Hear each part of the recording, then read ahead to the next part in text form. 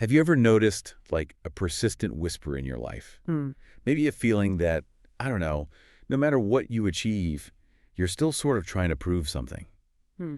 Or maybe there's this quiet, almost invisible pull to always be uh, the good one, the one who never makes waves, constantly striving for acceptance. Yeah, that feeling of striving, it resonates with a lot of people. It really does. Mm. And often the origins of these deep patterns, they can be traced right back to our very first relationships. Exactly. So today, we're exploring one of the most foundational connections, the one between a father and his daughter. We're going to really dig into the significant emotional imprint a father leaves, Yeah. especially what happens when he isn't fully present Mhm. and how that kind of ripples through a woman's entire adult life, her relationships, everything.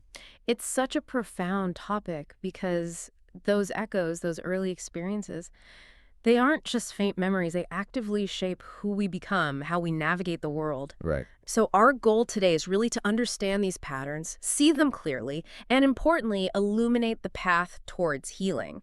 It's about reclaiming your authentic self, your inherent power. Shifting the narrative. Exactly, shifting that narrative that often began such a long time ago. Okay, so let's start with the ideal. When we think about what a father is ideally meant to be for his daughter, Mm-hmm. there's a powerful vision there, isn't there? Mm-hmm. Definitely. He's often seen as this, like, unwavering rock, a safe haven where she can always find refuge. Yeah, that safe space. He's meant to be a mirror, reflecting back her own worth, her beauty, her intelligence. He's the one whose voice should say, "You are beautiful, you are smart, you are enough." That fundamental affirmation. Yes, and that kind of affirmation, it builds such a strong internal foundation. Absolutely. And it's not just a nice thought, right? It's meant to be the bedrock of her self-perception, the ground she stands on. It should instill this deep sense of security, self-worth. But, and this is the poignant part, what we often find is how frequently this ideal falls short. And not always in the most obvious ways. It's rarely just one type of absence. Right. Okay, so let's break that down. There's the clear, undeniable void of physical absence. Yeah. A father who leaves, disappears, or maybe tragically passes away early on, that's a visible space where someone should be but just isn't. Very clear. And Yeah. then there's the emotional absence. And this one is often far more insidious because it's not always obvious from the outside. How so? Well, a father might be physically present, right there in the house, sharing meals, maybe even watching TV together. Hmm. But his eyes are somewhere else entirely. He's emotionally distant. Maybe he's lost in his own unresolved stuff, his past wounds, or overwhelmed by stress, work, maybe addiction. So he's there but not there. Exactly. He's there in body, but his attention, his emotional availability, it just isn't present for her. Yeah. And this can create an even deeper, more confusing void for a child. Yeah, I can see that. Because she sees him but feels this emptiness. Right. And she might internalize it, thinking she's not interesting enough or good enough to capture his attention, instead of seeing it as, his limitation, his inner world consuming him. That makes sense. Yeah. And sometimes it's even more painful than just distance, right? There's what we might call a harmful presence. Yes. That's when his presence isn't just lacking, it's actively negative. Maybe he yells or hurts with words, humiliates. Or punishes with that awful chilling silence. Oh, the silence, yeah. Or coldness. So instead of warmth, there's this emotional frost. Instead of open arms, a rigid wall. Instead of acceptance, there's judgment or, that isolating silence. So it's not just absence, it's an active, damaging experience. Precisely. And in all these scenarios, physical void, emotional chasm, harmful dynamic, the unspoken plea from that little girl's heart is often the same. It's that quiet, urgent, almost desperate cry. See me, accept me, love me. Wow. That unheard cry. Mm-hmm. It isn't just a fleeting childhood moment. It becomes this powerful, shaping force. It reverberates through her entire future, always seeking resolution somehow. Okay, so that quiet, urgent cry, when that fundamental need goes unheard, it doesn't just vanish. It echoes, like you said. Yeah. So how do we see this wound, this early experience, actually playing out in a woman's adult life? How does it shape her choices, her connections? Oh, it absolutely does reverberate. If a woman grows up with this kind of foundational emotional absence or, active emotional hurt, she often develops a really deep sense of Yeah, insecurity, right. a pervasive fear, and often a profound lack of trust, not just in others, but sometimes even in herself and her own judgment. The world can feel like a really unpredictable, unsafe place. That's a heavy burden to carry into adulthood. Yeah. What does that look like practically speaking? How does she navigate life? Well, because that foundational emotional presence wasn't there, she might feel forced into a kind of survival mode. Okay. She learns to be overly strong, overly self-sufficient, sometimes even stepping into what we might think of as a more masculine energy, taking charge, controlling things, pushing forward To constantly. compensate. Exactly, to compensate for what wasn't provided emotionally. And it's not usually a conscious choice, right? It's often an unconscious adaptation, a protective shell she built way back in childhood. But it's a shell that hides something deeper. Yeah.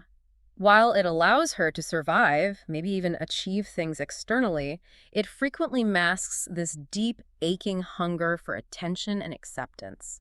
She learns how to survive, but not necessarily how to truly live in her authentic emotional landscape. That deep hunger. It seems like that could lead to some really interesting and often quite painful repeating patterns in adult life. Like she's Oh, unconsciously trying to replay or fix something. that's exactly it. These patterns repeat. One very common one is what people sometimes call the good girl syndrome. Oh, yes, the good girl. Right. She learns that to avoid anger or prevent conflict or just to feel safe, she has to be quiet, agreeable, problem-free. Don't rock the boat. Don't rock the boat. So her own feelings get suppressed, often buried really deep, and setting healthy boundaries becomes incredibly difficult, sometimes feels almost impossible. So she becomes accommodating. Yeah, submissive, quiet, constantly accommodating, which, ironically, ends up trapping and limiting her. It keeps her from her own voice, her own power. And it's fascinating how this ties into that um, relentless seeking of external validation you mentioned. It's like she's still on that childhood quest. Precisely. Subconsciously, she's just repeating that early pattern. If I get his attention, or now an attention, if I'm perfect enough, if I do enough, then I'll mean something. Mhm.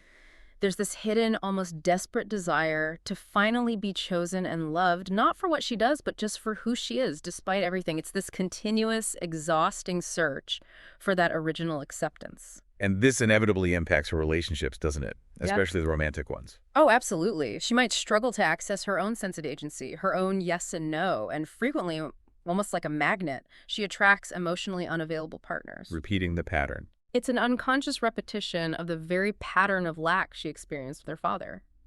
She continues to suffer, still unheard, still seeking that missing piece, often trying to fix or earn love from men who just aren't capable of giving it fully. Wow. It sounds like it creates a life that feels perpetually, well, unlived, or at least not fully embraced, like holding your breath. It truly can feel that way. Imagine someone constantly tiptoeing through their own life, right? Always trying not to make a sound, always adapting to invisible rules. Yeah. Her soul cries out, but she often doesn't hear herself. She's too busy breathing silence, like you said, dancing on tiptoes, perpetually living on the periphery of her own true self. Her real desires, her needs, they stay muted. Because that quiet compliance felt like survival back then. Exactly. But ultimately, it keeps her from her true essence, her vitality. Okay, so let's shift towards healing. You mentioned stopping the chase is the first step. But where does that lead? Is it about trying to change others or demanding they fill that void? Or is it really an internal journey back to herself? This sounds like a huge undertaking. It is absolutely an internal shift, a massive one sometimes. And it begins with that crucial conscious choice to stop. To stop trying so hard to prove her worth, to stop chasing love, attention, acceptance from others. That decision to disengage from that lifelong pursuit, that's the very first and often the hardest step on the path to reclamation. Okay, stopping the chase, that sounds like a profound shift. Yeah. But practically, what does returning to self look like? Especially when you're still grappling with those really ingrained patterns. Is it about finding a new kind of strength or maybe something gentler like self-compassion? It's about both, I think, but maybe with a different understanding of strength. This journey is really about returning to her core, right? Embracing her authentic vulnerability, finding a gentleness that isn't weakness at all, Okay. but actually a deeper, more rooted kind of power. It's about finding an inner strength that just doesn't need to prove itself to anyone anymore. It comes from a place of quiet knowing, not loud assertion or that endless striving. This is where it gets really compelling, I think. The healing of femininity, it Hmm. seems like it begins by connecting with that scared, longing little girl inside. How does someone actually do that? How do you make that connection real? Yeah, that's the heart of it. It's about meeting that inner child with just profound tenderness, like a gentle embrace. So instead of trying to fix her or silence her fears or tell her to toughen up, Right. the woman finally kneels down within herself with pure compassion and tells her, "You don't have to be afraid anymore. You don't have to be strong all the time. You don't have to prove anything to anyone. Hmm. You don't have to be nice just to deserve love. You don't have to smile if you're crying inside. You don't have to agree when something in your gut is screaming NO. Wow. It's time. Scream what you once had to hide." It's like this deep internal reparenting, giving her what she needed back then. That internal monologue, that permission to finally feel and express what was suppressed for so long, that sounds incredibly powerful. It's truly about reclaiming her truth, isn't it? Understanding that the belief she carried, that she had to be nice or quiet or perfect to be worthy, that wasn't her inherent truth at all. Not at all. It was simply an echo, right? Ah. A learned response to the coldness or the silence or the distance she experienced as a child. Exactly. That realization is the fundamental key. It wasn't about her inherent value. It was always about the circumstances of her early environment and how she brilliantly adapted to survive them. Right? Once she truly sees that, truly gets it in her bones, the process of integrating her true feminine power can begin to unfold much more naturally. Okay, so if we connect this to the bigger picture, Mm-hmm. this true integration of her femininity really starts when she stops fighting, stops fixing, stops constantly proving her worth. Mm-hmm. And crucially, when she stops chasing that masculine presence or validation from others. Is that where her true power emerges?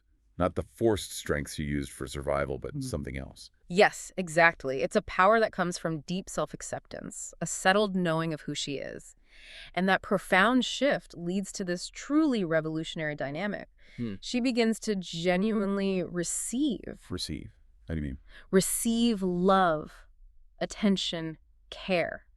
Not because she needs something desperately from others to feel okay, but because she knows she is already inherently worthy and complete within herself. Ah, She steps into what some people call her royal femininity, which isn't about being passive or anything like that. It's about a profound inner knowing of her own value. She no longer gives constantly to earn love or acceptance. right. She's not bartering anymore. Exactly. She genuinely receives, not out of need, but because she inherently knows her own value and that she deserves to be loved for who she is, not just what she does or provides. And what's truly fascinating is how this transforms her relationships, especially with men. You mentioned she becomes truly visible to a man in a completely new way. Yes, because as she stops trying to take on his traditional territory, the action, the initiating, the control, the feeling responsible for everything, she creates this spaciousness. And he is finally able to step into his own healthy masculine presence and stand beside her as a man, not as someone she needs to chase or manage or fix. So her letting go actually creates the space for him to show it more fully. Precisely. Authentically. And this doesn't push him away, it actually makes him desire her even more, Mm. but differently. Yes, differently, not out of obligation or expectation. It's because he senses a welcoming space within her, not an overwhelming, needy, or controlling one. He feels her inner quietness, her I am, instead of that constant I must or I need to prove. That makes sense. And that attracts him deeply in a way that striving and chasing never ever could. A woman who stops chasing, stops saving, stops explaining herself constantly. She becomes pure presence, not just a role she's playing. Right. She's energy, not strategy. She's essence, not just a form trying to fit in. And it's in this state, without all the effort and excess, that she becomes the one desired from the heart, the one he continually wants to win over anew. Not because she's playing games. No, not at all. But because her authentic, rounded presence is simply, well, irresistible, magnetic. Wow. That's a truly profound journey, isn't it? From understanding those earliest imprints of a father's absence, moving through the really challenging but powerful reclamation of one's own authentic feminine self, and then seeing how that completely shifts all relationships, particularly those with men. It's like recognizing the old echoes and then consciously choosing to compose a brand new song for your life. Beautifully put. It's a journey from reacting, often unconsciously, to an old wound, to consciously choosing to be present, whole, and fully embodied in who you are now. Yeah. That transformation from constantly striving to genuinely receiving, It's perhaps one of the most immensely freeing experiences a person can have. Okay. So as you listening reflect on everything we've talked about today, maybe consider this. What might change in your life and in your most important relationships if you truly allowed yourself to receive instead of constantly striving to prove?